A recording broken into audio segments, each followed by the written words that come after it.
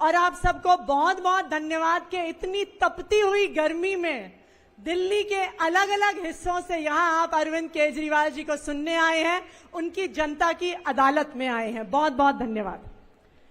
आप दिल्ली के अलग अलग हिस्सों से आए हैं। मैं आप सबको याद कराना चाहूंगी कि 10 साल पहले की दिल्ली कैसे होती थी। 10 साल पहले की दिल्ली में इस तपती हुई गर्मी में लंबे लंबे पावर कट लगा करते थे। 2015 में अरविंद केजरीवाल जी की सरकार बनने से पहले 2014 तक की गर्मी में 8-8 घंटे के पावर कट दिल्ली में लगा करते थे।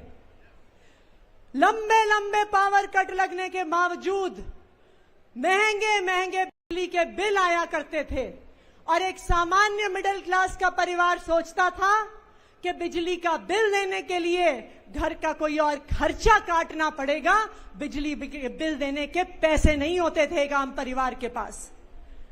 कच्ची कॉलोनियों में, झुग्गी झोपड़ियों में महिलाओं को घंटों तक पानी के टैंकर के इंतजार में खड़ा होना पड़ता था।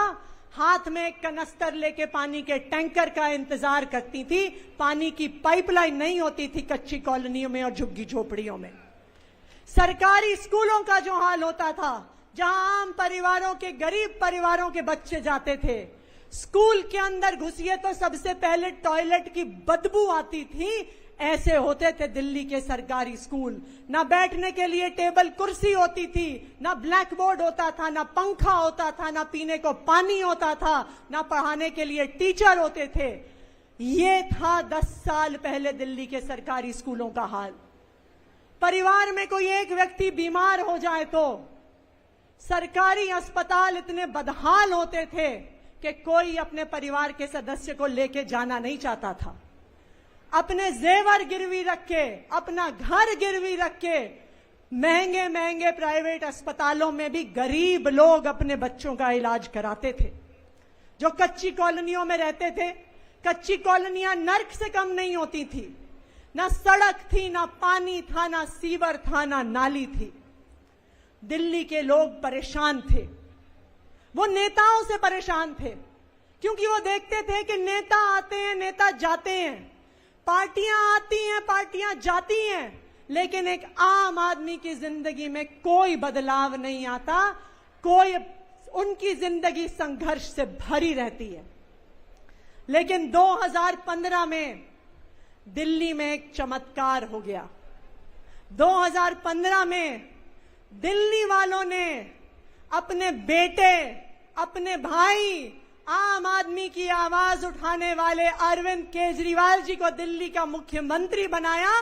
प्रचंड बहुमत से दिल्ली का मुख्यमंत्री बनाया। ये दिल्ली वालों ने 2015 में चमत्कार कर दिया। अरविंद केजरीवाल एक वो व्यक्ति थे जो एक आम आदमी का दर्द समझते थे, एक आम महिला की परेशानी समझते थे, एक आम परिवार की समस्या समझते थे। और अरविंद केजरीवाल वो व्यक्ति थे जिन्होंने एक एक करके दिल्ली वालों की समस्याओं का समाधान करना शुरू किया। उन्होंने 10 सालों में दिल्ली में रहने वाले लोगों की जिंदगी बदल दी। वो काम करके दिखा दिए जो बाकी पार्टियां, बाकी सरकारें 75 साल में नहीं कर पाई थी। दिल्ली अब वो इकलौता राज्य है जहां पे तपती हुई गर्मी में भी 24 घंटे बिजली आती है और 24 घंटे बिजली आने के बाद भी बिजली का बिल 0 आता है। ये है अरविंद केजरीवाल की दिल्ली, ये है अरविंद केजरीवाल का काम। दिल्ली वो इकलौता राज्य है जहां पे सरकारी स्कूलों ने प्राइवेट स्कूलों को पीछे छोड़ दिया है, जहां माता पिता अपने बच्चों को प्राइवेट स्कूल से निकाल कर सरकारी स्कूलों में एडमिशन करवाते हैं। ये है अरविंद केजरीवाल की दिल्ली, ये है अरविंद केजरीवाल जी की सरकार। दिल्ली एक इकलौता राज्य है जहां पे सरकारी अस्पताल में, जहां पे मोहल्ला क्लिनिक में चाहे 500 रुपए का इलाज कराना हो, चाहे 50 लाख रुपए का इलाज कराना हो, शानदार इलाज होगा, बिल्कुल फ्री इलाज होगा। किसी भी दिल्ली वाले को एक पैसा नहीं खर्च करना पड़ेगा। अरविंद केजरीवाल जी ने 10 साल में 10,000 किलोमीटर पानी की लाइन डलवाई। कच्ची कॉलोनियों में 4,200 किलोमीटर सीवर की लाइन डलवाई। कच्ची कॉलोनियों में 5,000 किलोमीटर से ज्यादा सड़कें बनवाई। अपनी बहनों को फ्री बस यात्रा करवाई। आज 11 लाख महिलाएं रोज अरविंद केजरीवाल जी की वजह से डीटीसी बसों में बस यात्रा करती हैं, स्कूल जाती हैं, कॉलेज जाती हैं, नौकरी पे काम करने को जाती हैं, सिर्फ अपने भाई अरविंद केजरीवाल जी की वजह से। जो काम पिछले 10 साल से अरविंद केजरीवाल जी ने किया, भारतीय जनता पार्टी उससे परेशान हो गई। एक तरफ अरविंद केजरीवाल जी हैं जो दिल्ली के गरीबों के लिए काम करते हैं, आम लोगों के लिए काम करते हैं, और दूसरी तरफ भारतीय जनता पार्टी है जो गरीब विरोधी पार्टी है, गरीबों को परेशान करने का काम करती है। आप देखने जाइए, पिछले कुछ साल में दिल्ली के हर हिस्से में भारतीय जनता पार्टी की केंद्र सरकार एक एक करके झुग्गियां तोड़ रही है, गरीबों को बेघर कर रही है। आप देखने जाइए किस तरह से भारतीय जनता पार्टी ने पिछले 6 महीने से बुजुर्गों की पेंशन रोक दी। आप देखने जाइए पिछले 6 महीने से गरीब विधवाओं की पेंशन रोक दी। अभी जैसे सौरभ भाई बता रहे थे, भारतीय जनता पार्टी की क्रूर केंद्र सरकार ने, उनके एलजी साहब ने 10,000 गरीब परिवार से आने वाले बस मार्शलों की नौकरी छीन ली, उन्हें सड़क पर ले आए, उनको बेघर कर दिया, घर चलाने का खर्चा नहीं छोड़ा। यह है भारतीय जनता पार्टी।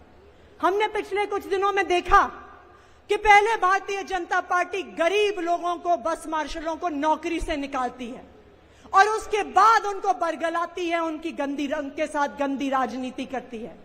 लेकिन कल भारतीय जनता पार्टी की सारी गंदी राजनीति एक्सपोज हो गई। जो वादा भारतीय जनता पार्टी के विधायकों ने किया कि हम जाएंगे, एलजी साहब से रेजोल्यूशन साइन कराएंगे, सारी विधानसभा में जो वादा किया वो वादा उन्होंने झुठला दिया। कल भारतीय जनता पार्टी के विधायक आए हमसे मिलने के लिए, उन्होंने कहा कि कैबिनेट में पास करो। हमने कैबिनेट में पास कर दिया, फिर हमने कहा एलजी साहब के पास चलो, तो भागने लग गए, एलजी साहब के पास जाने को तैयार नहीं थे। क्यों? क्योंकि ये गरीब विरोधी हैं, क्योंकि इनके बच्चे तो बने बीसीसीआई के चेयरमैन और हमारे बच्चे बस मार्शल भी ना रहे। ये है भारतीय जनता पार्टी की गंदी राजनीति। आज आपके बीच आए हैं हम लोग, जनता की अदालत में आए हैं। क्यों? क्योंकि भारतीय जनता पार्टी ने अरविंद केजरीवाल जी के खिलाफ, आम आदमी पार्टी के खिलाफ संघर्ष किया। हमारे नेताओं को जेल में डाला, हमारे मंत्रियों को जेल में डाला, हमारे मुख्यमंत्री को जेल में डाला।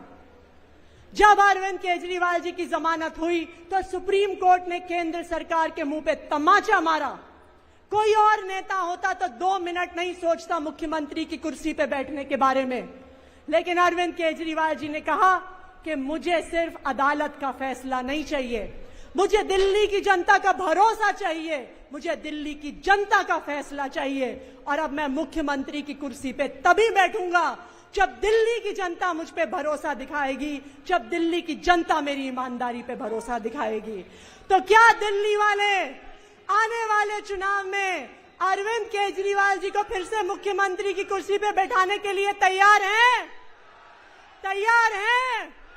पीछे वाले भी अपने हाथ खड़े करके दिखाइए। क्या अरविंद केजरीवाल जी को चुनाव के बाद मुख्यमंत्री की कुर्सी पे बैठाने को तैयार हैं? तैयार हैं?